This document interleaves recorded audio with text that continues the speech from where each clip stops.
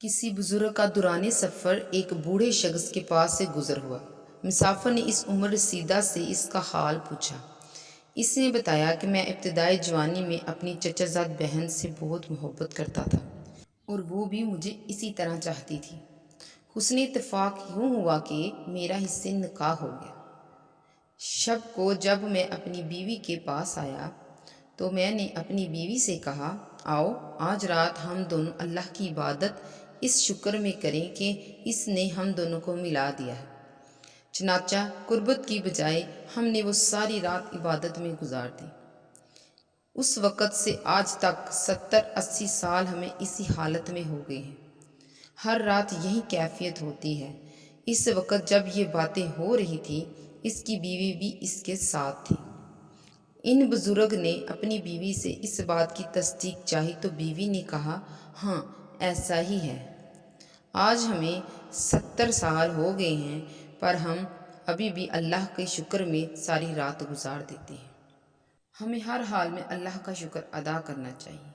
مصیبت پر صبر کرنے والا اللہ کی پناہ لیتا ہے کیونکہ وہ مشاہدہ مصیبت میں ہوتا ہے اور اس پر یہ انعام ہوتا ہے کہ اللہ تعالیٰ ارشاد فرما دیا ہے کہ یقیناً میں صبر کرنے والوں کو پسند کرتا ہوں اور میں صبر کرنے والوں کے ساتھ ہوں۔ اے ایمان والو، صبر کرو اور صبر کراؤ اور اللہ سے ڈرو، شاید اس سے تم فلاح پا جاؤ گے۔ اسی سلسلہ میں ایک آیت یہ بھی ہے، تم صبر کرو، صبر اللہ تعالیٰ کی مدد کے ساتھ ہے۔ اسی سلسلہ میں ام المومنین حضرت عائشہ صدیقہ رضی اللہ تعالیٰ عنہ سے مروی حدیث ہے کہ رسول اللہ صلی اللہ علیہ وآلہ وسلم نے ارشاد فرمایا، صبر وہی ہے جو پہلی ہی مصیبت پر ہو۔ ایک روایت میں ہے کہ ایک شخص نے بارگاہ نبوی میں عرض کیا، یا رسول اللہ صلی اللہ علیہ وآلہ وسلم، میرا مال جاتا رہا اور میری صحت ختم ہو گئی ہے۔ آپ صلی اللہ علیہ وآلہ وسلم نے ارشاد فرمایا، اس بندے میں کوئی بلائی نہیں ہے جس کا مال چوری نہ ہو جائے اور بدن بیمار نہ ہو۔ اللہ تعالیٰ جب کسی بندے سے محبت فرماتا ہے تو اس کی آزمائش کرتا ہے اور جب اسے آزمائش میں ڈالتا ہے تو اسے صبر بھی عطا کرتا ہے۔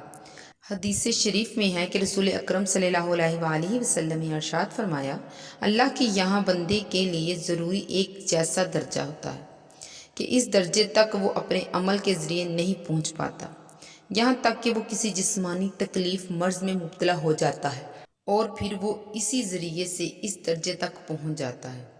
ایک اور حدیث مبارک ہے کہ نازل ہوئی تو امیر المومنین حضرت ابو بکر صدیق نے حضور صلی اللہ علیہ وآلہ وسلم کی خدمت میں عرض کیا، یا رسول اللہ صلی اللہ علیہ وآلہ وسلم، اب ہمیں آیت کے نزول کے بعد فلاح کس طرح میسر ہوگی؟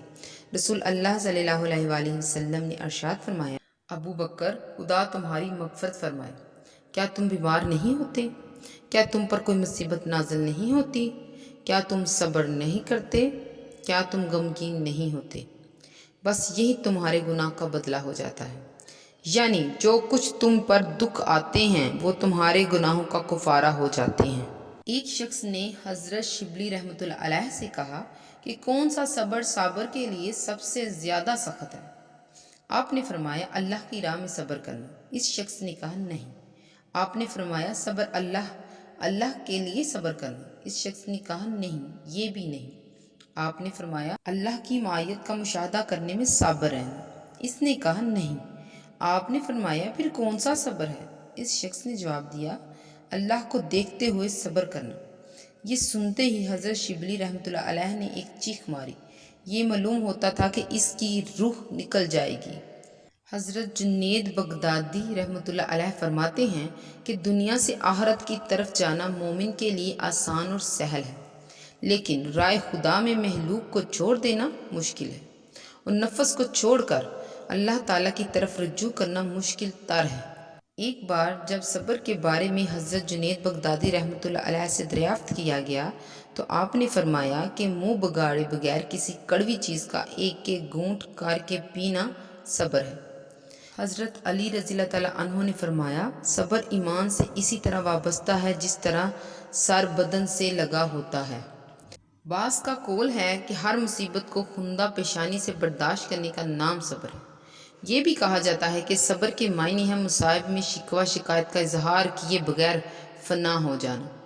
بعض کہتے ہیں کہ جس طرح عافیت آسودگی کی موجودگی میں دل کو ایک گونا سکون ہوتا ہے، اسی طرح مصیبت کی حالت میں دل کے ٹھہراؤ اور سکون کا نام صبر ہے۔ اس سلسلہ میں یہ بھی کہا گیا ہے کہ عبادت کی بہترین جزا صبر کی جزا ہے، اس سے بڑھ کر کوئی جزا نہیں۔ ارشاد باری و تعالیٰ ہے، صبر کرنے والوں کو ان کا اجر بے حساب پورا دیا جاتا ہے۔ اللہ تعالیٰ نے صبر کے بارے میں یہ بھی ارشاد فرمایا ہے، جن لوگوں نے صبر کیا ہم ضرور انہیں زیادہ نیک چیزوں کے ساتھ اجر دیں گے جیسا کہ وہ صبر کرتے ہیں۔ اگر آپ کو ہماری یہ ویڈیو پسند آئی ہو تو لائک اور سبسکرائب کرنا نہ بھولیے گا، اور بیل آئیکن کے بٹن کو بھی دبا دیں تاکہ ہماری آنے والی ویڈیو آپ تک بآسانی سے پہنچ سکے۔ جزاک اللہ خیر، دعاؤں میں یاد رکھیے گا۔ اللہ حافظ۔